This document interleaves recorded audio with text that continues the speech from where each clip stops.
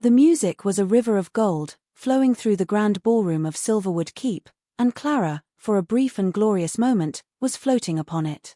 She loved these nights, not for the stifling politics or the brittle smiles of the court, but for the moments when Alaric's gaze would find hers across the expanse of polished marble. In those moments, he wasn't the king, burdened and severe, but the man she had married, the one whose laughter, rare as it was, could make the sunlit gardens feel like their own private world. Her gown, a deep sapphire that matched the stone at her throat, felt less like armor and more like a second skin. She felt alive, her heart a fluttering bird in her chest. She was moving toward him now, a plate of delicate almond cakes in her hand, a treat she knew he favored but would never request himself. It was a small, secret language they shared. A gesture of care in a life governed by ceremony.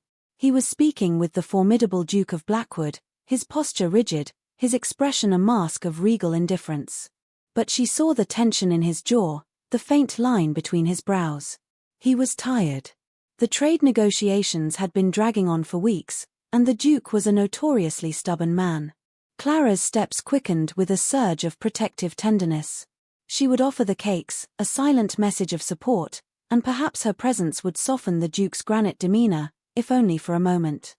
Her focus was entirely on Alaric's face, on the weary set of his shoulders, so much so that she failed to notice the small, almost invisible ripple in the Aubusson carpet, a buckle in the ancient wool raised by the heel of a passing courtier. Her slipper caught. The world tilted on its axis, a dizzying, sickening lurch. The plate of cakes flew from her grasp, a constellation of white powder and shattered pastry arcing through the candlelit air. She flailed, a desperate, graceless motion to regain her balance, but momentum was a cruel master. She tumbled forward, her hands thrown out to break her fall, and landed in a heap of sapphire silk and profound humiliation at the feet of her husband and the Duke of Blackwood. For a heartbeat, the entire ballroom held its breath. The music stuttered and died.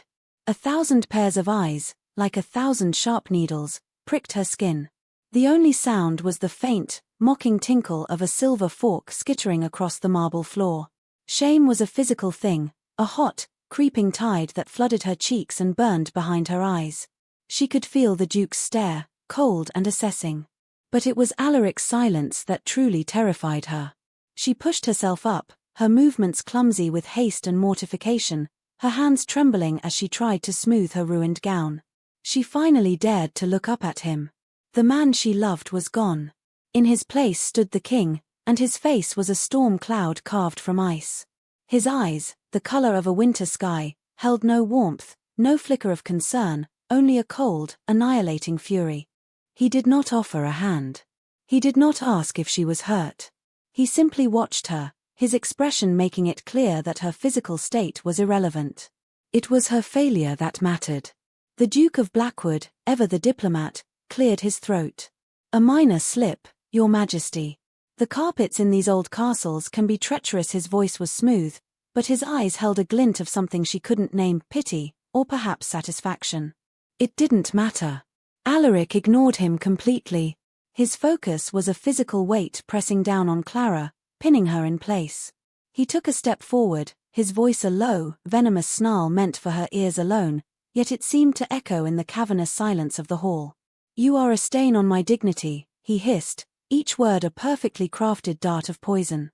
You are the Queen of Eldoria, not a tavern wench stumbling through a barn dance. This clumsiness, this artless display, it ends tonight. Kill these clumsy habits, or I will replace you with a consort who understands the meaning of grace. The threat hung in the air between them, shimmering and deadly. Replace you. The words shattered something deep inside her. It wasn't just a political threat, it was a visceral rejection of her, of the woman she was. He wasn't asking her to be more careful. He was commanding her to annihilate a part of herself. The part that moved with unguarded joy, the part that sometimes forgot the 1,000 critical eyes that watched her every move. The part of her that was, simply, Clara. She looked into his unforgiving face and saw a stranger. The warmth she had seen moments before was a phantom, a memory of a man who no longer existed, or perhaps had never existed at all. In that moment, something inside her broke, and something else, colder and harder, began to form in its place. She rose to her full height, the trembling in her limbs ceasing as a strange, chilling calm descended. She met his gaze, and for the first time, her eyes were as empty as his. "As you command, my king," she said, her voice a perfect, crystalline whisper. And with a nod to the stunned duke, she turned and walked away, her back straight, her steps measured, each one a silent vow. He wanted a queen of ice and stone. He would have one. The transformation began the very next morning. Clara dismissed her ladies-in-waiting, women she had considered friends, whose gentle chatter had filled her chambers with a semblance of warmth. Their easy familiarity was a liability now, a reminder of the person she was forbidden to be. In their place came tutors. Monsieur Duval, the dance master, a man whose spine had never known the concept of slouching, was the first. He did not teach her to dance, he taught her to move. 4 hours each day, she walked the length of the solar with a stack of heavy books balanced on her head, her arms held just so, her chin at the precise angle of regal authority. "A queen does not walk, Your Majesty," he would say, his voice a dry rustle of silk. "She glides." The floor is beneath her notice. Any stumble, any hesitation, was met with a sharp rap of his cane against the floorboards and a withering sigh of disappointment. The muscles in her neck and back screamed in protest, but she ignored the pain, focusing on the cold, hard weight of the books, letting it seep into her soul. Her next tutor was Alara, a former courtesan of the old court, a woman whose face was a beautiful, unreadable mask. Alara's domain was etiquette, but her true subject was stillness. She taught Clara how to sit for hours without fidgeting, how to hold a wine glass without her fingers trembling, how to listen to the most tedious council report with an expression of serene interest. "Emotion, Your Majesty, is a weapon to be used, not a weakness to be displayed," Alara would murmur, her voice like honey laced with frost. "Your face is the property of the crown.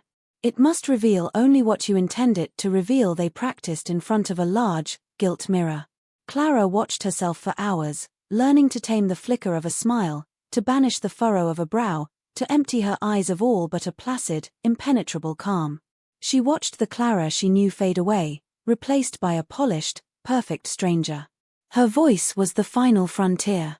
She had always spoken with an earnest passion, her words sometimes tumbling over one another in her excitement. Alaric had once teased her for it, calling it her river of words. Now, that river had to be frozen. She spent her afternoons with the royal orator, a man who spoke in sonorous, perfectly modulated tones. He taught her to breathe from her diaphragm, to lower the pitch of her voice, to speak slowly, deliberately, each word chosen with the precision of a jeweler selecting a stone. Laughter was the first thing to be completely eradicated. It was too spontaneous, too artless. A small, closed-mouth smile, executed with precision, was permissible. Nothing more. The sound of her own laughter, which had once filled the gardens, became a distant echo, a ghost of a life she no longer lived.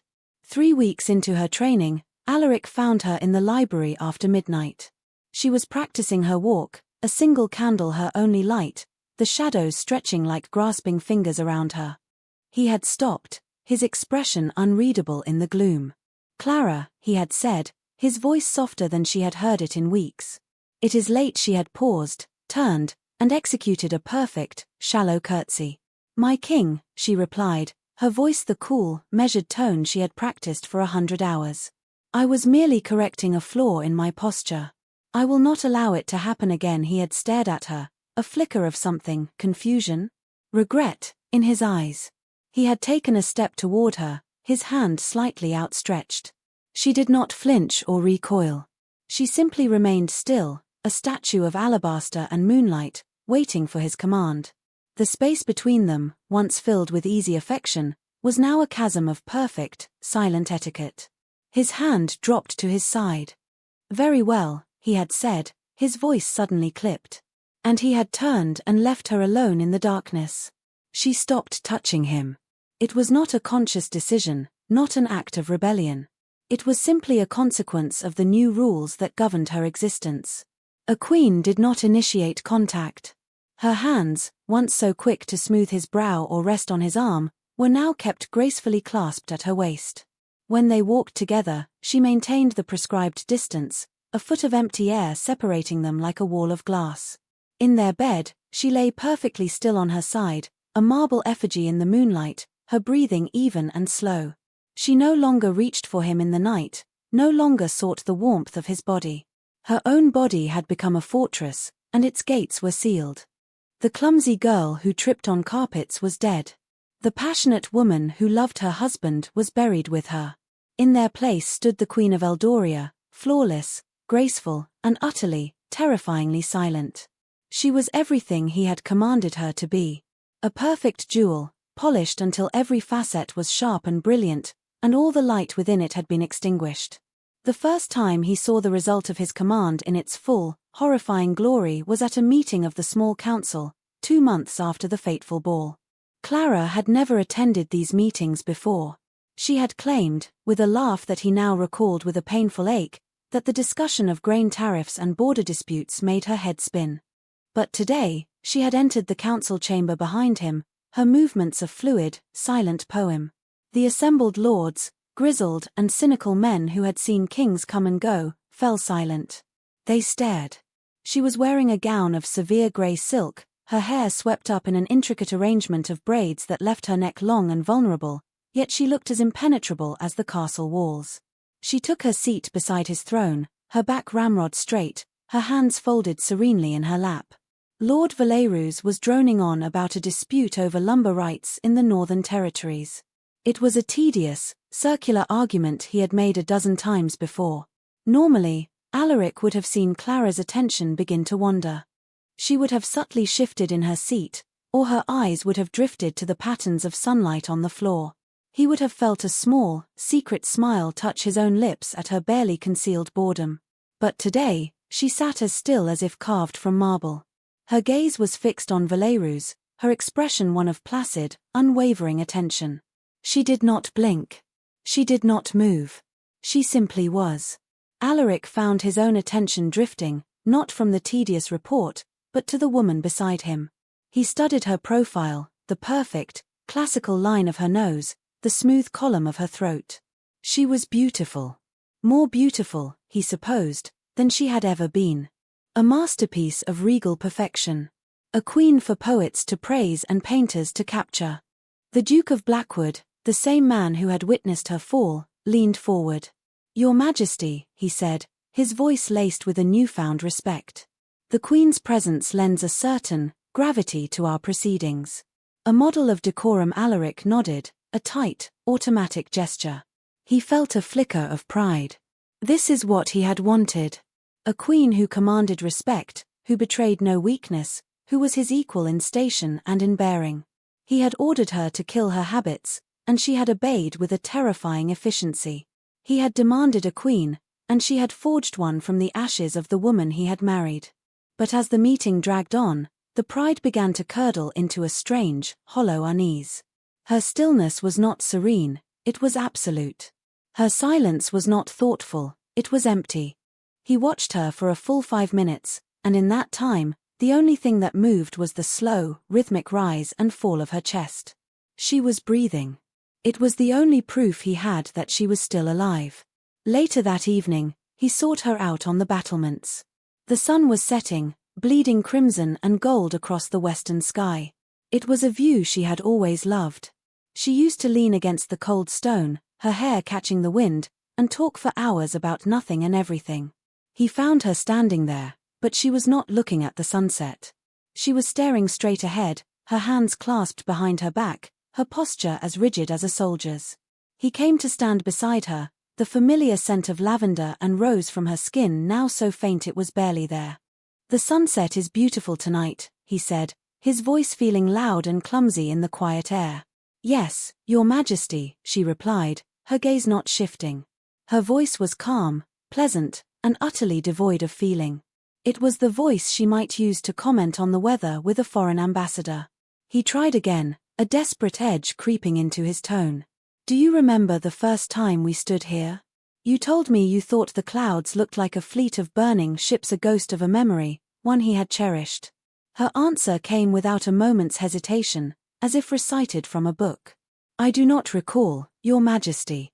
My memory of such trivial things is not what it once was. Trivial things. Their shared moments, their private jokes, the soft, unguarded pieces of their life together, were now trivial. He felt a cold dread snake its way around his heart. He had commanded her to be a queen, and in her relentless obedience, she had excised everything that was not royal, everything that was simply Clara. He reached out, his fingers brushing against the sleeve of her gown. It was an impulsive gesture, a desperate need to feel something, to connect. She did not pull away. She did not react at all. She simply stood there, allowing the contact, as inert and unresponsive as the stone beneath her feet. His hand fell away. He had polished the diamond of his wife until he had ground it to dust. And now he was left with nothing but the cold, sharp, worthless grit. The days bled into weeks, the weeks into a season. The court marveled at their new queen. They called her the Ice Queen, the Marble Majesty, the Silent Sovereign. They spoke of her grace, her unshakable poise, her flawless decorum. They saw a symbol, an ideal of queenship made flesh. Alaric saw a ghost haunting the halls of his palace. He saw an exquisitely crafted automaton performing the functions of his wife. Breakfasts were silent affairs. She would eat with meticulous precision, her napkin placed just so, her movements economical and soundless. He would try to start a conversation, speaking of state matters, of the harvest, of anything at all, and she would respond with perfect, brief, and impersonal courtesy. Indeed, Your Majesty, as you say, my king, I have no opinion on the matter. Her eyes never truly met his.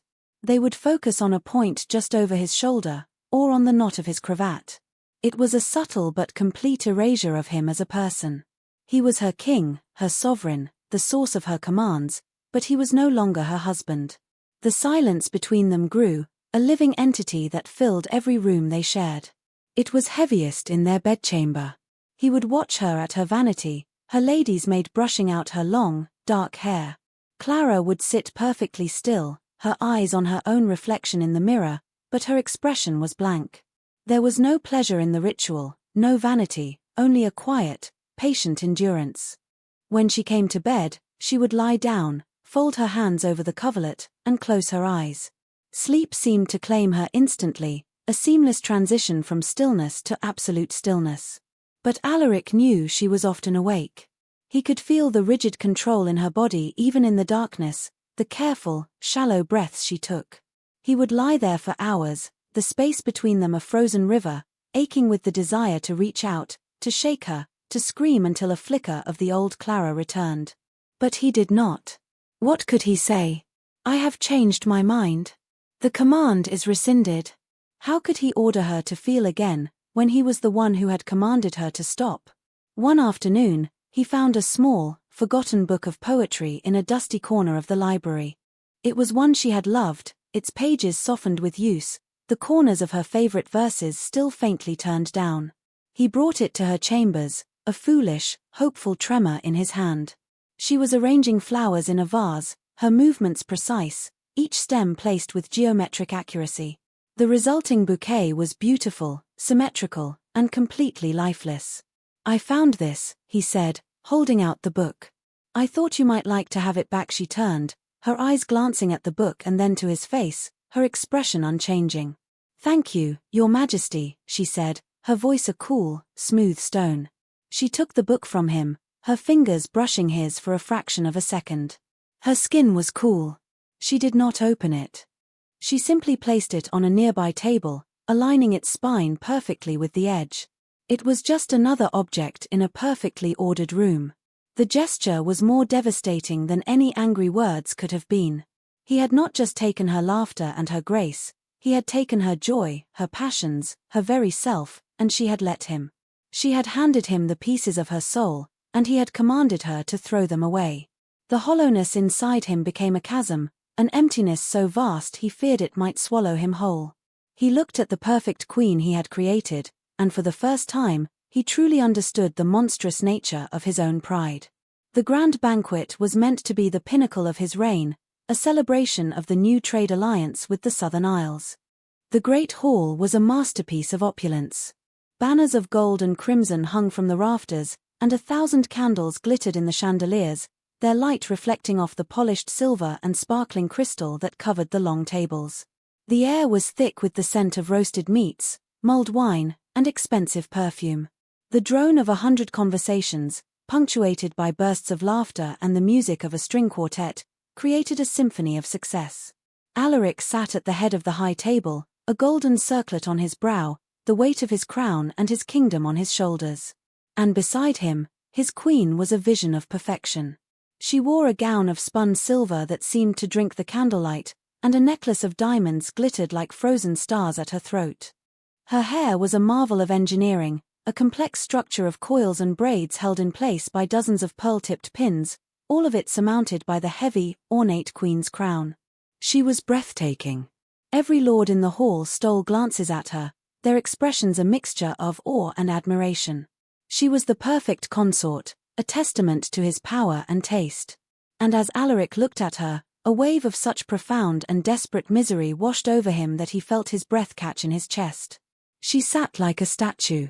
Her posture was flawless, her spine straight, her hands resting lightly on the table. When she drank from her goblet, the movement was a study in fluid economy. When she ate, it was with a delicate precision that left no stain, no crumb, no sign that she had taken any pleasure in the act.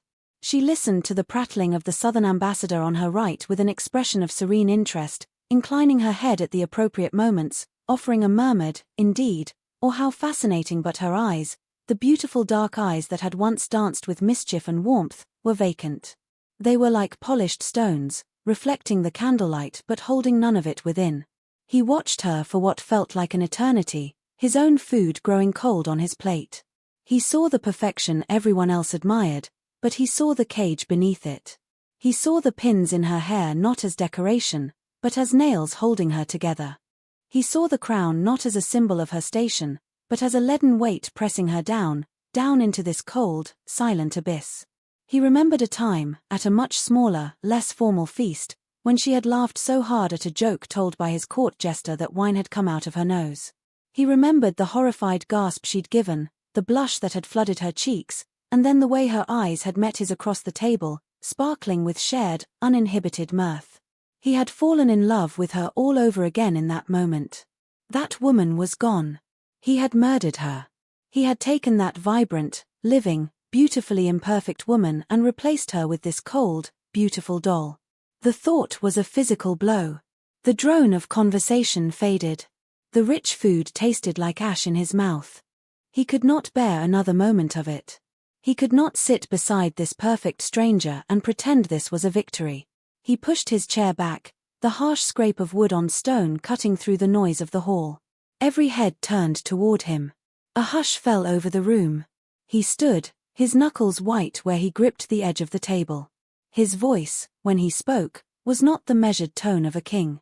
It was the raw, ragged command of a desperate man. "Leave us," the words cracked like a whip in the sudden silence. There was a moment of stunned confusion. The lords and ladies exchanged uncertain glances. The Southern ambassador's mouth hung slightly agape. Alaric's gaze swept the room, and it was the gaze of the king they all feared, the one who had forged a nation from war and fire. There was no room for argument in that look. "Now," he commanded, his voice lower, more dangerous. The spell broke. A frantic, rustling scramble began as hundreds of guests rose from their seats.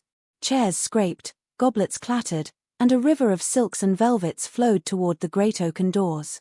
No one spoke. No one dared to look at the king or his silent queen. Within a minute, the vast, echoing hall was empty. The doors boomed shut, leaving Alaric and Clara alone in the sea of guttering candles and the wreckage of a feast. The silence that descended was absolute, a heavy blanket that smothered all sound. It was the same silence that had lived between them for months, but now, in the vast emptiness of the hall, it was unbearable. Clara had not moved. She had not even turned her head to watch the exodus. She remained in her seat, a silver statue at the head of an empty table, her hands still folded, her posture perfect. She was waiting for her next command. Alaric's heart hammered against his ribs. He knew what he had to do. This could not be undone with words alone. An apology would be a meaningless sound in the void he had created. He needed to tear down the prison he had built around her, piece by piece. He did not beg. He did not plead.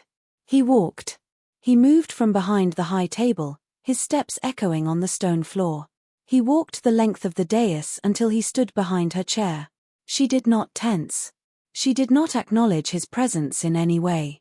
She simply sat, her stillness a monument to his cruelty.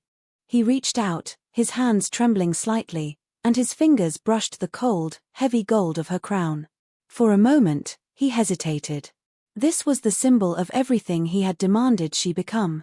Lifting it felt like a blasphemy against the very order he had imposed.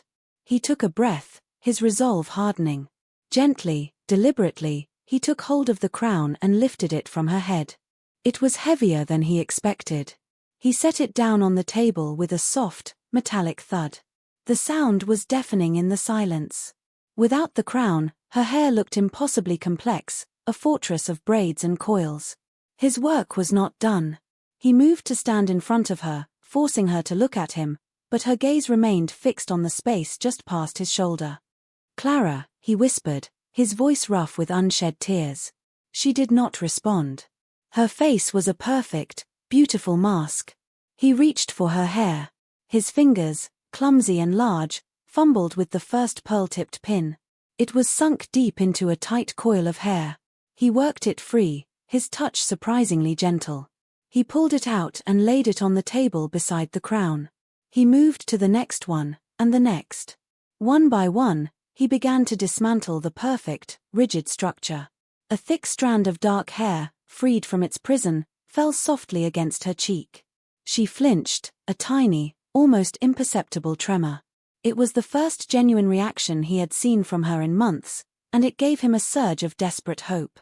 He continued, working with a focused intensity, pulling pin after pin from her hair. With each one, another piece of the elaborate construction came undone. A braid unspooled over her shoulder. A coil unwound, brushing against her neck. The hair that had been scraped back so severely began to soften around her face, framing it in a way he had not seen since before the ball. It was messy. It was imperfect. It was beautiful.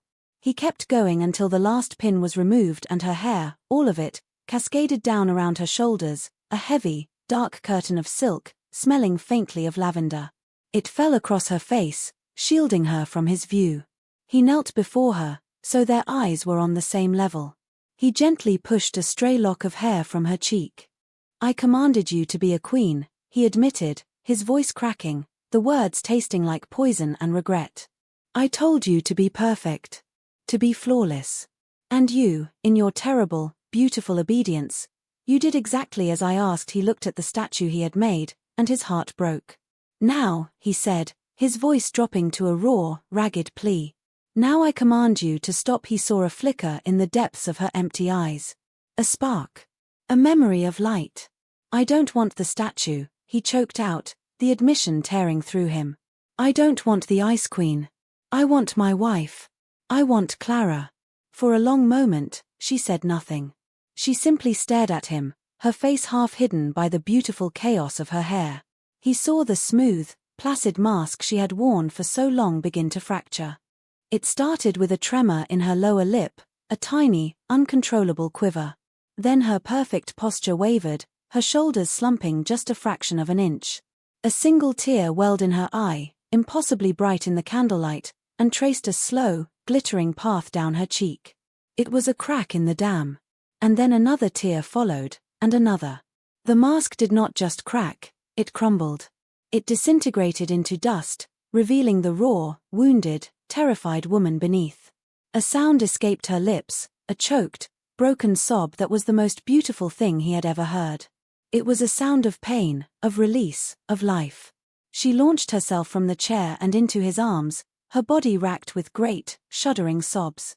He fell back on the stone floor, pulling her with him, holding her tight against his chest as if he could physically piece her back together. She wept. She wept for the humiliation, for the endless hours of painful training, for the woman she had been forced to kill. She wept for the silence and the loneliness and the crushing weight of his expectations. Her tears soaked the front of his royal tunic, a warm, wet stain of grief and absolution.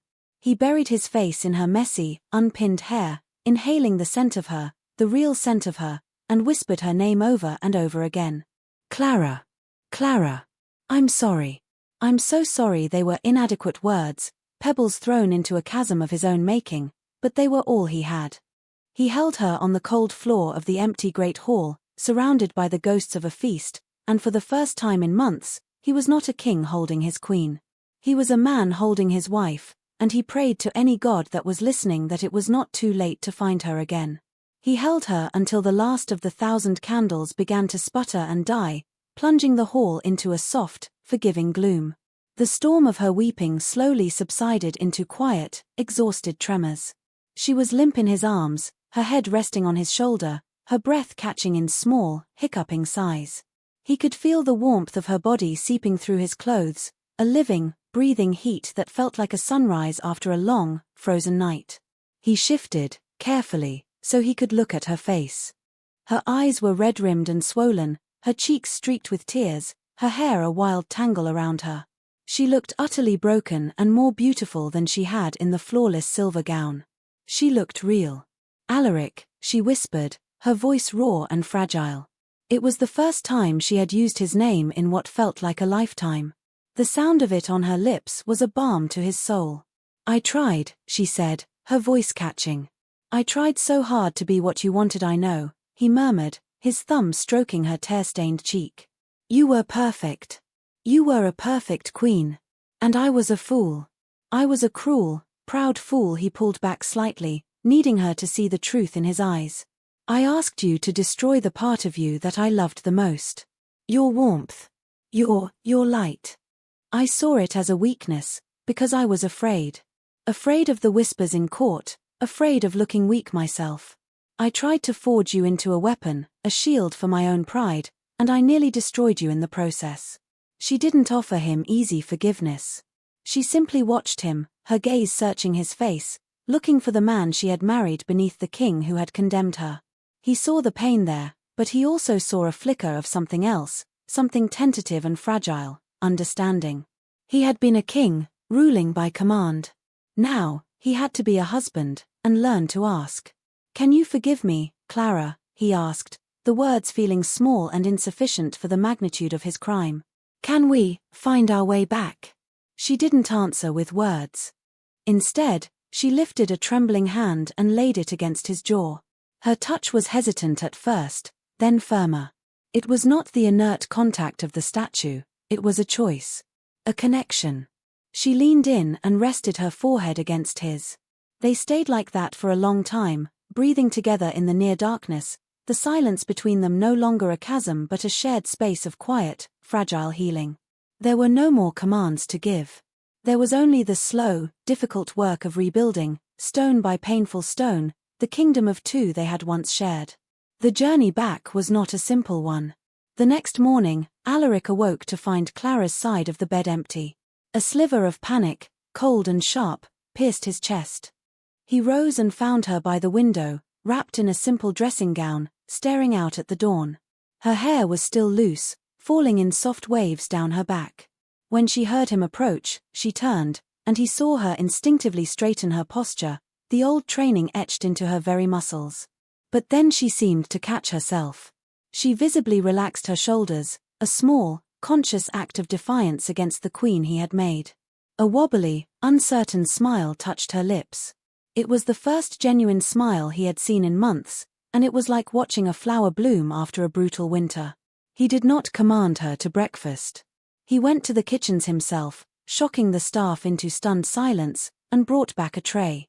It was a clumsy effort. He spilled some of the juice, and the toast was slightly burned. He set it down on a small table near the window. I thought, we could eat here, he said, feeling as nervous as a young suitor. She looked at the tray, at his earnest, hopeful face, and a real laugh, soft and rusty from disuse, bubbled up from her chest. You are a terrible servant, my king, she said, the gentle teaser melody he had thought he would never hear again. I am, he agreed, his heart swelling. But I hope to become a better husband. The court was a more difficult beast to tame. They had grown accustomed to the Ice Queen, and her sudden thaw was a source of confusion and gossip. At the next council meeting, when a minor lord made a condescending remark, assuming her silence meant she was merely decorative, Clara spoke. Her voice was quiet, but it was no longer the flat, emotionless tone of the automaton. It was laced with an iron he had never heard before. She calmly and methodically dismantled the Lord's argument with a clarity and insight that stunned the entire room into silence. She had been listening all those months, observing, learning. She had forged her own kind of strength in the crucible of his making. When she finished, she looked at Alaric, a question in her eyes. He gave her a slow, proud nod. He was no longer her commander, but her ally. There were still days when the ghost of the Ice Queen would return. Moments of stress when she would retreat into a silent, rigid stillness. Times when she would catch her reflection and he would see a flicker of the stranger in her eyes. But he learned to be patient. He would not command her to feel, but he would invite her to. He would bring her a wildflower from the garden. He would read to her from her favorite book of poetry, his voice soft in the firelight. He would reach for her hand, not with the expectation of a king, but with the hope of a husband, and more often than not, her fingers would curl around his, a silent answer to a question he was finally learning how to ask. One evening, months later, there was music in the garden, a small quartet playing for no other reason than the beauty of a summer night. Alara stood by the fountain, watching the fireflies. Alaric came to her side. He didn't speak. He simply held out his hand. She looked at it, then up at his face. 100 emotions played across her features: memory, pain, fear, and then, finally, a slow, dawning hope. She placed her hand in his.